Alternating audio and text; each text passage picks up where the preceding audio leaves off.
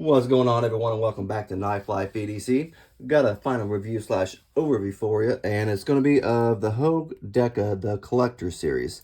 Got this knife a while back around Christmas time. Used it quite a bit, kind of carried it quite a bit. Loved the way it looked. Blue is what kind of drew me in, and I've been wanting a Hogue Deka for a while, and I kind of went big. Kind of pricey at the time. I think it was $270, something like that. But I checked it out recently.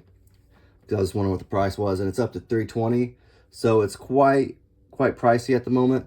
My advice: I like to spend money during the holiday season. For some reason, they go down in price quite a bit. Stuff does, like sales happen, so that's when I got this, and it was definitely a awesome buy for me.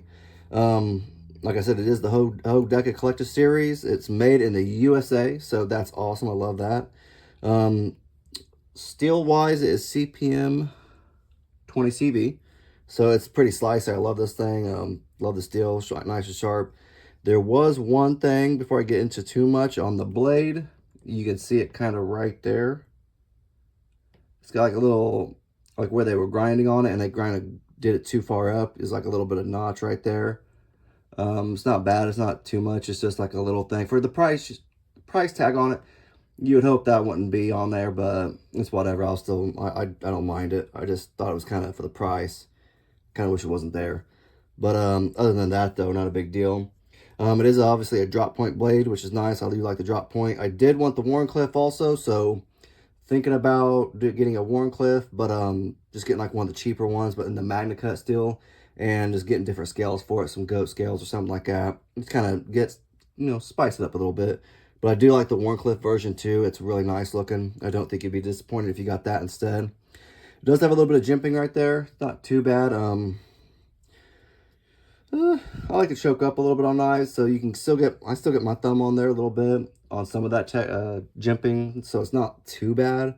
And it's not too aggressive, but not too under aggressive, I guess. I don't know if that's a word. But it's just kind of just right, but I still like Kaiser's jimping better. Kaiser has probably some of the best jimping, I think, out there right now. At least for me, the way I think it. Well, the way I think, is my opinion. But this is also like the crossbar lock, and theirs is called the Able lock. That's what it's called, the Able lock. I love crossbar locks. I think my favorite also is the Kaiser right now.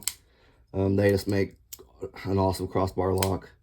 Hogue does a great job too, though. I won't lie, because I love the Hogue 6 Hour right there, the K320. Another great one. I love it. Like I said, what kind of drew me in to buy this was the carbon fiber, partially because the other scales on the other ones, the cheaper versions, were, I don't know what they're made out of. I can't remember, like polymer or something, G10. I don't know. It was something weird. I don't know. Because I thought it was fishy. But maybe it was just G10. I don't know. But you would push on the scales like this, and you could almost like it would I don't know how to say it, like they would almost touch, like they would just push in that far, and I did not really like that. I thought that was really cheap, and you kind of, I guess, paying the big price for the blade, like if it's Magna Cut. But I wasn't gonna waste my money on that. I'd rather have spent the more money on this, getting the better scales, better blade, and everything like that. So, well, I guess they have Magna Cut now, but their old Magna Cut was not the greatest, apparently. The heat treatment was not the greatest. Apparently, they got that all fixed, and now the Magna Cut is top-notch, apparently, hopefully. I haven't got one yet. Hopefully, one day. Another thing, I didn't like the thumb studs real well. I like the color and the kind of way they look, but they're a little aggressive on the ends. Like the edges of them, I guess. If you flick a lot, like, I like to fidget with my knives. So if you fidget a lot and you're flipping, like it could definitely kind of wear your finger out a little bit, like just, I guess, rub it raw a little bit. So I didn't like the edges real well. I thought they could have done something a little better for that. Let's check out the screws. I don't know what the screws are. Let's check them out. Let's see what they are. They're looking like T8. Looking like some T8. Let's find out.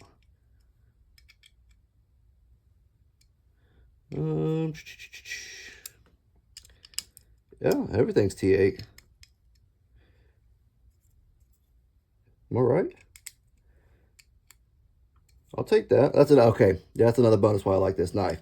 T8, not that T6 little stuff. Those kind of strip out on me. I found out I don't like T6, but you know, what can you do? You don't make the knife, right? Like I said, love the blue, love the back spacers because they're also blue along with the screws and the thumb stud. There is a deep carry pocket clip with the tip up. I do like the pocket clip. It does work pretty well. Haven't had any problem with it. And it's not, the pocket clip is recessed slightly. But, I mean, like, it is, but it isn't. I'll show you on the other side. But it does have some screws sticking out, so it might wear out your pocket. No big deal for me, though. I don't really care.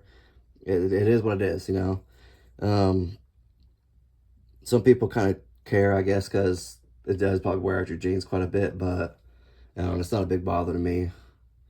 But let's see if you can see here. It's kind of recessed ever so slightly. And that's it. So it still sticks up, the pocket clip does. But it is reversible, which is nice. I do like that. I don't know if I talked about the tritium glow-in-the-dark able lock. I know I told you it was an able lock, but these are glow-in-the-dark. I'm not going to show you because you really can't see it real well.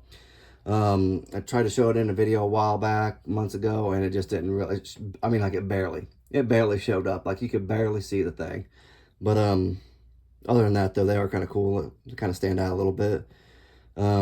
Just wish it worked a little better. I don't know, I guess I don't carry a lot at night, so I don't really pay attention to it. I usually don't cut at night in the dark, you know? So I don't really see it. Cutting in the dark just doesn't sound like a fun thing for me.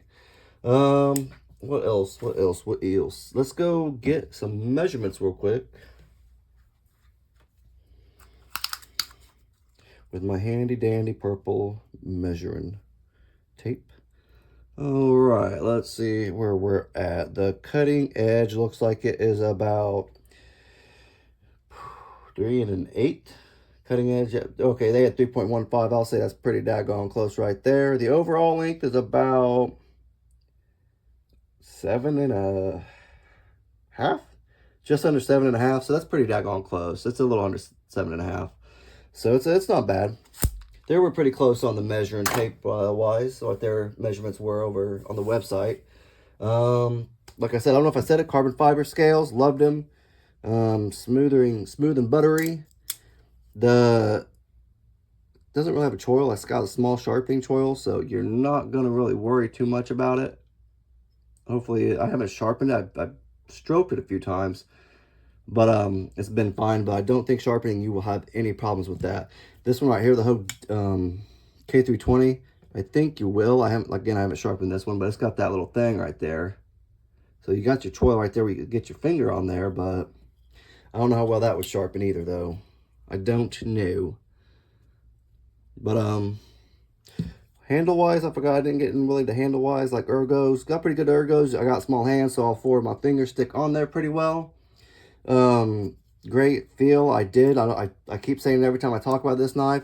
When I first got it, these little grooves right here for texturing or like for gripping, stuff like that. There was a little bit of a splinter sticking out, and it got me, and I found it pretty easily. Got right under my skin, took a minute to get out. But other than that, though, that was the only time I've had problems with it. They do feel great other than that with the texture, and plus it does kind of look just cool. Come on, you can tell me. It does look pretty cool. It just looks fancy altogether. Let's check that weight, because I know that is a light sucker. Let's check this out. All right.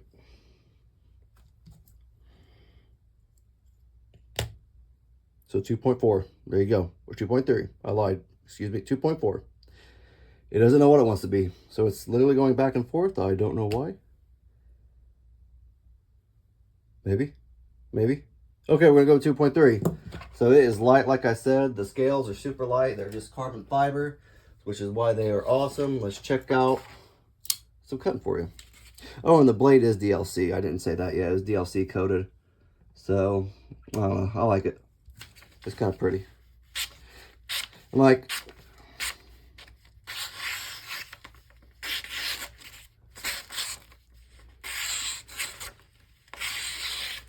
Like, honestly, it was sharp when I got it out of the box. Like, it was pretty daggone sharp. One of my sharper ones that I bought.